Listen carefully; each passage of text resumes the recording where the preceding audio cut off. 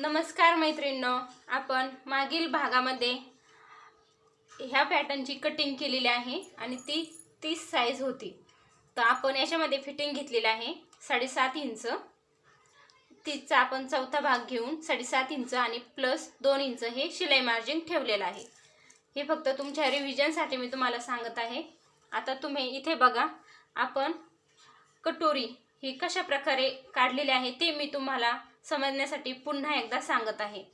तर आपण ह्या दोन्हीचा मध्य घेतलेला आहे, जो फिटिंगचं माप येत होतं त्याचा मध्य घेतलेला आहे।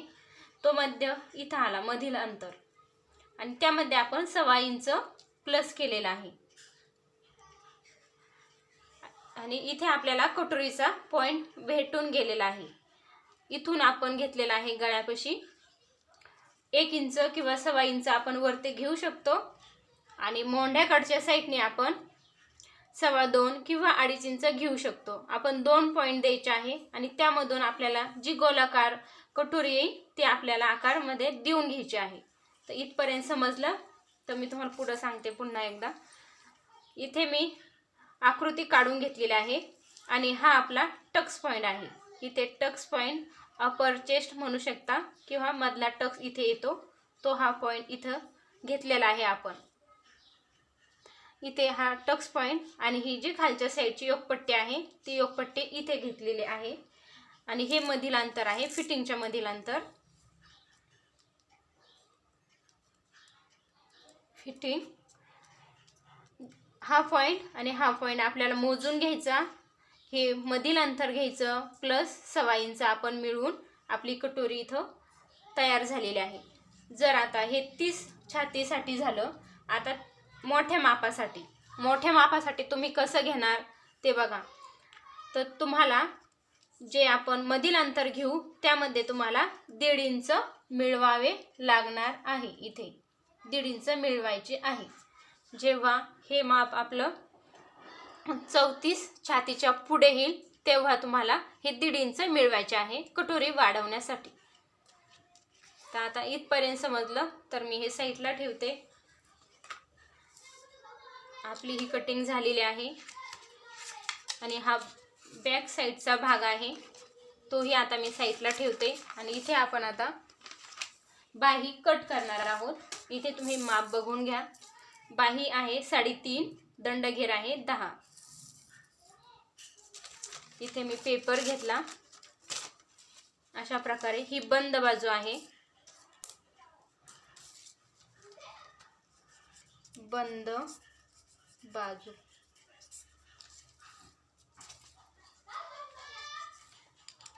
इकडच्या साइडने आपल्याला मुडपून घ्यायचं आहे।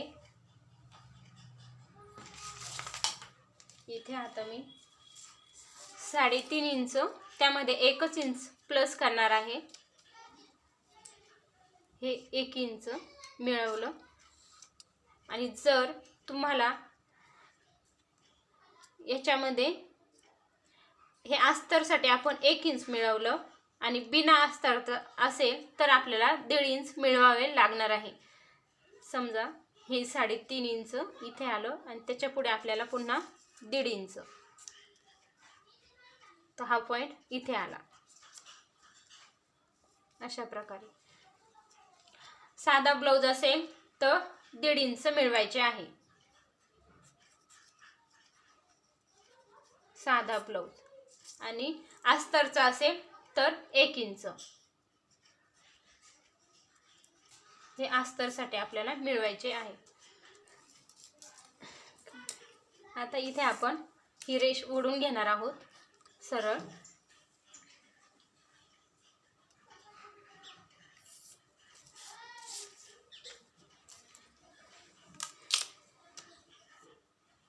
आणि ते 1 इंच मी इथे घेत आहे, जे आपण हात शिलाईसाठी ठेवणार आहोत। इथे ही रेष ओढून घेतली। आता इथे हे 4 इंच आपलं जे शिल्लक राहिलेलं आहे त्यामधून हे अर्धा इंच शिवण्यासाठी जाणार आहे, आणि आपली बाही 3.5 इंचाची आपल्याला भेटून जाणार आहे।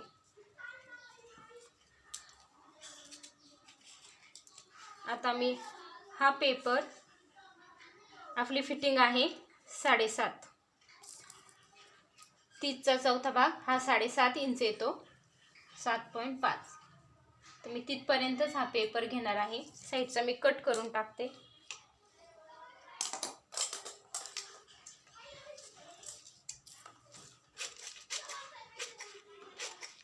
अशा प्रकारे जर आपल्याला घडी घ्यायची असेल एकदम फिक्स मापामध्ये, तर आपल्याला जो आपला छातीचा चौथा भाग येतो, म्हणजे 30 छातीचा इथे 7.5 इंच आला आहे, त्याप्रमाणे मी हे अंतर घेतलेलं आहे.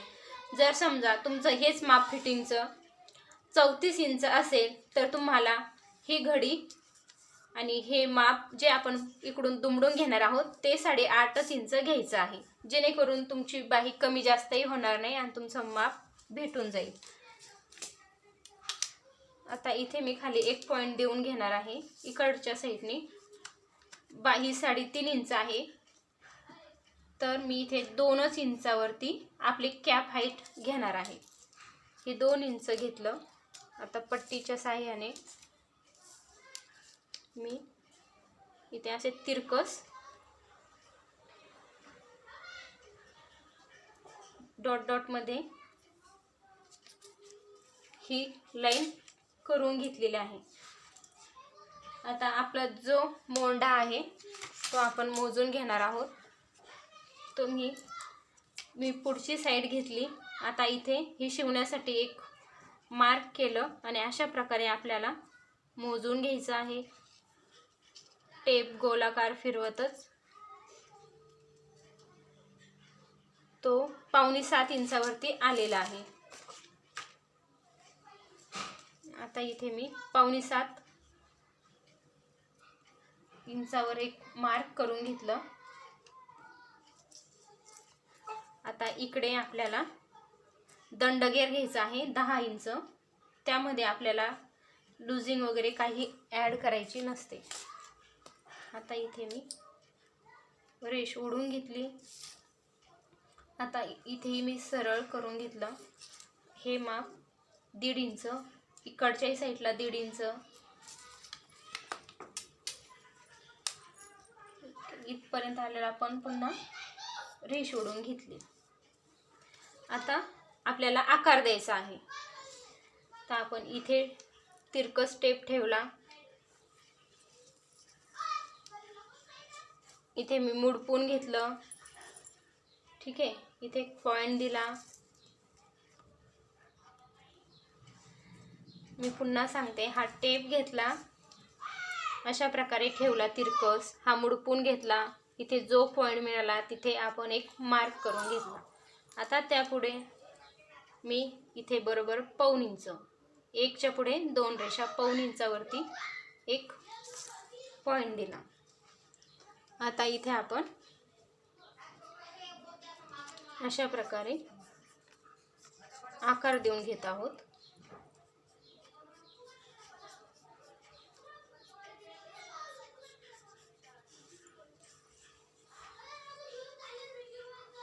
आता इथे साधारण 1 ते 1.25 इंचापर्यंत आपल्याला हे दोन्ही पॉइंट मिळवूनच घ्यायचे आहे आणि आकार द्यायचा आहे. तर अशा पद्धतीने हे आपल्याला बाहीचं माप भेटलेलं आहे. आता आपली बाही आपण कट करून घेणार आहोत. आता इथे आपल्याला मागील साईड कट करून घ्यायची आहे. आता इथे हा मी पेपर उघडून घेतला. ही पुढील बाजूचा आकार मी आता कट करून घेतलेला आहे. इथे मध्ये ही कट दिलेला आहे, जो आपल्याला बाही जोडण्यासाठी उपयुक्त येतो. इथे ही फिटिंगचं मार्क केलेलं आहे.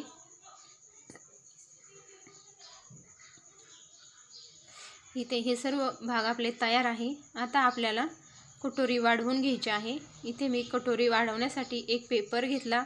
त्यावरती जी कटोरीचं माप आहे ते ठेवलं. कटोरी व्यवस्थित ठेवायची आहे.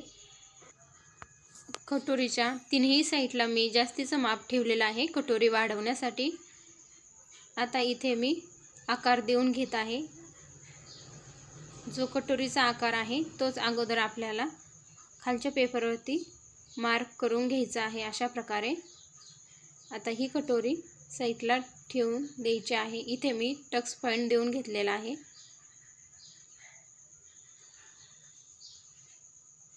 आता इथे वरच्या साईडला आपल्याला अर्धा इंच शिवण्यासाठी ठेवायचे आहे। इकडच्याही साईडला अर्धा इंच। आता इथे खाली 1 इंच मी दोन्ही साईडला घेत आहे, 1-1 इंच, कारण ही 30 छातीची म्हणजे छोट्याच मापाची कटोरी आहे, त्यामुळे 1 इंच मिळवलेला आहे। इथे आता आपल्याला गोलाकार देऊन घ्यायचा आहे। इथे मी अगोदर पेनच्या साहाय्याने गोलाकार देऊन घेतला। आता नंतर इथे कॅच पेनच्या साहाय्याने एकदम गोलाकार आलेला आहे। इथे आता हे दोन्ही टोक मी जोडून घेतले। आता इथे टेप घेऊन आपण इथे बरोबर दोन्ही टोक घेतलेले आहे। आता त्याचा मधला सेंटर आपण काढून घेत आहोत। इथे हा मधला सेंटर आहे। इथे आता टक्स पॉईंटची लाईन ओढून घेतलेला आहे, त्यावरती मी टेप घेतला, बरोबर खाली 2.5 इंच घेतलेला आहे टक्स पॉईंट पासून। आता इथे पट्टी घेऊन आपल्याला दोन्ही साईडकडच्या बाजू मधोमध इथे अशा प्रकारे जोडून घ्यायचे आहे।